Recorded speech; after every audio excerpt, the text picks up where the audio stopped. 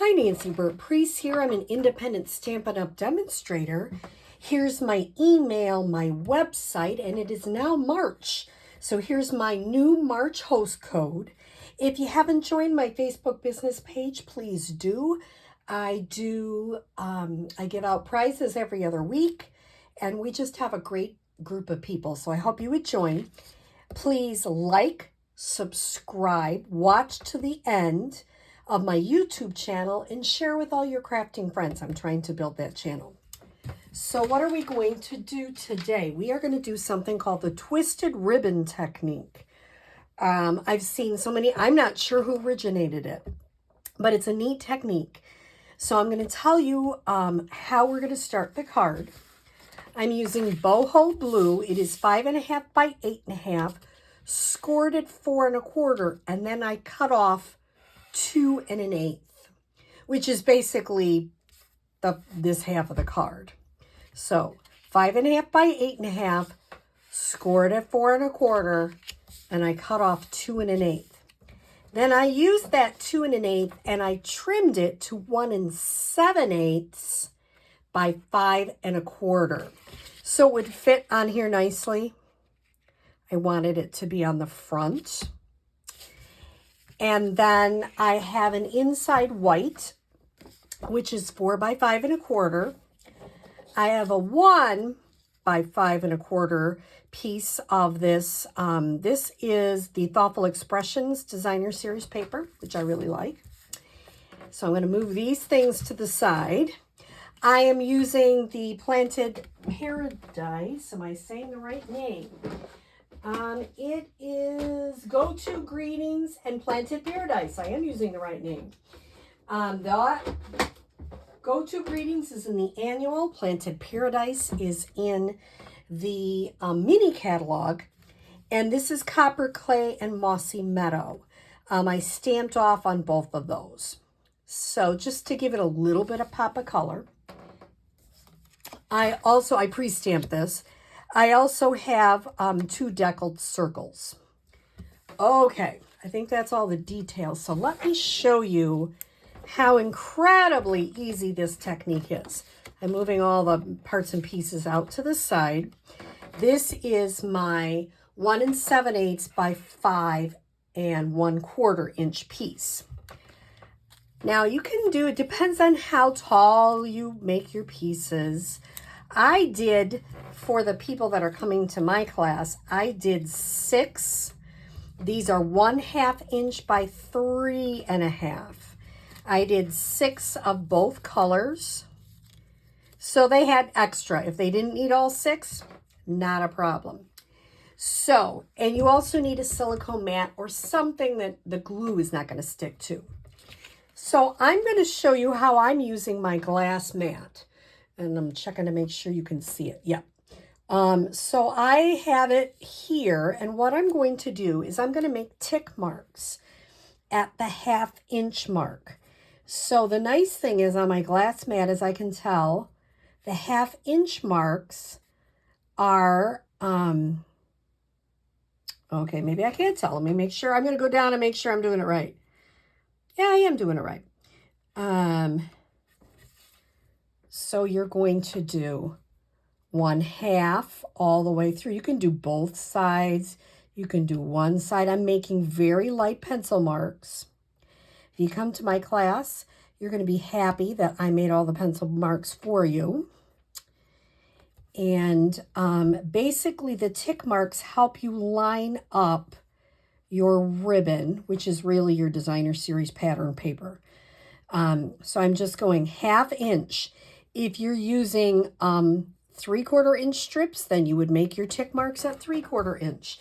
So I don't know if you can see, but I have 1/2 inch marks on both sides. So that's the first thing. And like I say, if you come to my class, you're a lucky duck because I made them for you. So last time I put the lighter in the back and the darker in the front. So this time I'll do it differently and I'll put the darker in the back. The reason I encourage you to have a silicone mat is that if you get glue on here, and you notice I'm only putting the glue in the middle, If you get glue on here, it doesn't stick to the mat. And so you can just let it dry and then peel it right off.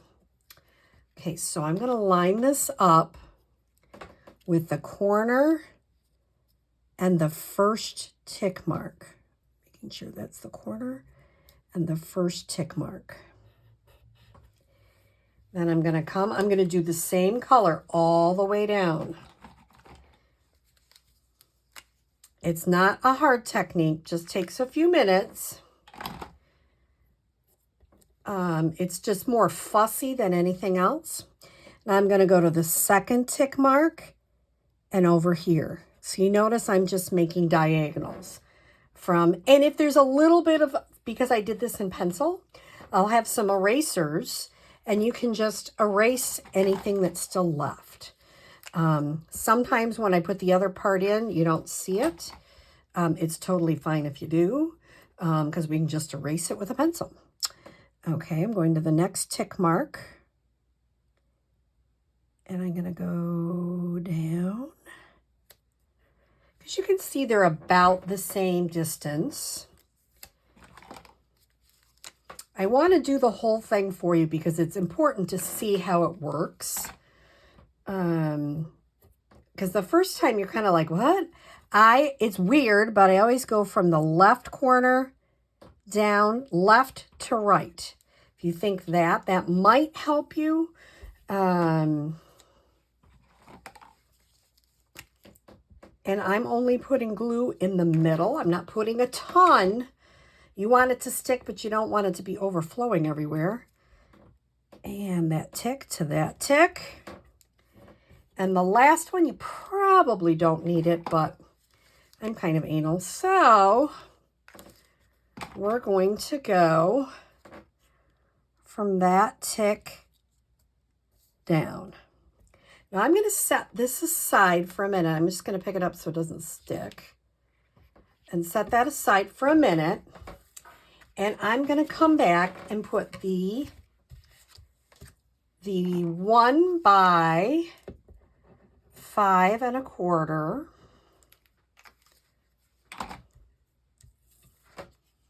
on. Okay. I got it right over to the side here, as close as you can. It's not perfect, but it's close. And then I'm going to just add a little bit of, I'm using the green glue.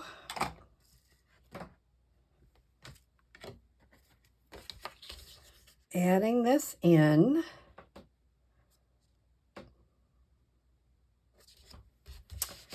Okay. The other thing I'm going to do, and of course I'll take my bone folder and really get that, is I'm going to go, I did pre-stamp this. Just, you can see I made a boo-boo on the back, happens. And I'm going to go ahead and glue this to the blue. This is all boho blue, which I like. It is an in color that is not retiring. Some of the other ones are retiring this year. Now, I'm going to come back and I'm going to get a pair of scissors and I'm going to just snip all of these off.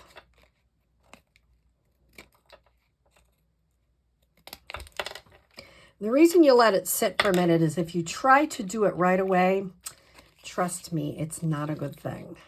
I've tried that and it never works. And I'm hoping, I'm going to check that bottom one. Hopefully it's got enough adhesive on there to let it stick. Well, it seems to be. And then I'm just coming up. Isn't that interesting? It's got that boho blue on one side and bubble bath on the other. Okay. Now, what I'm going to do is get these little pieces put to the side.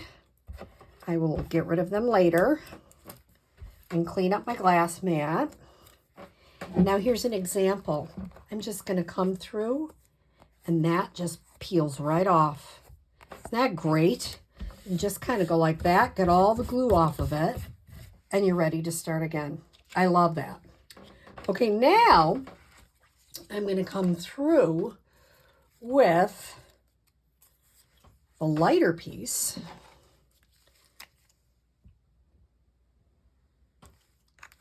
And I goofed up already because you notice I put the glue all the way through. Yeah, don't do that because this one will probably stick. And I'm going to go the opposite way. I'm going to go from this corner all the way over, and I'm going to end right where this one is, as close as I can. I'm going to pick that up right away because that's going to be a disaster. If I don't cut it off, it's going to stick right down. So normally I would let it sit a minute, but because I got too much glue on it, I'm going to get it off right away. Okay.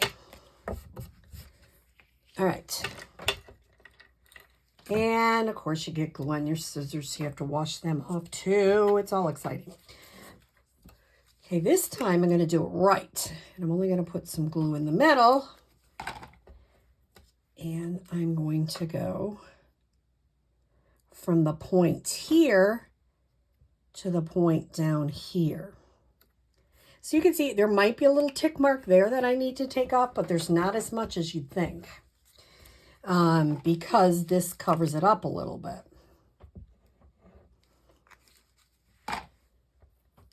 Okay.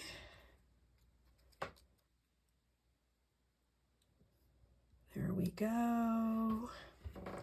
Tick mark to tick mark.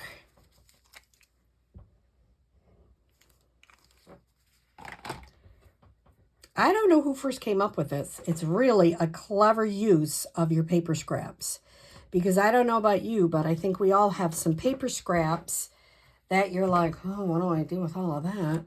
And this way you're using them in a really fun way to make your card pop. Okay. And that's going to go from there to there. Let that sit for a second. That time I only needed 5. I'm going to bring my card base back in. Hopefully I haven't done this too quick and things won't come apart. We'll find out. Because if you let it sit for just, and I mean I'm just a second, it doesn't need a lot. It really does help. You see if there's a little glue on the back, I don't care because that's not going to affect anything. And get that over here, move that right off the table and clean that up in a minute. I'm going to adhere, got scraps everywhere here. I'm going to adhere this to the card front.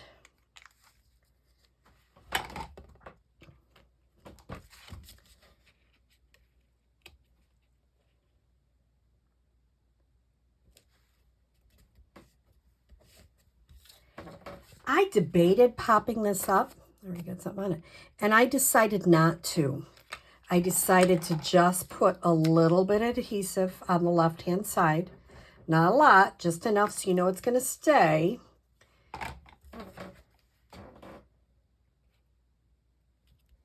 And I might have some gems out in case people want to use them. So it is not a hard technique. You can use it with wider pieces of cardstock, thicker pattern paper. Which do you like better, the dark on top or the light on top? I'm really not sure I know. I think they're both unique and it's an interesting technique. I hope you give it a try.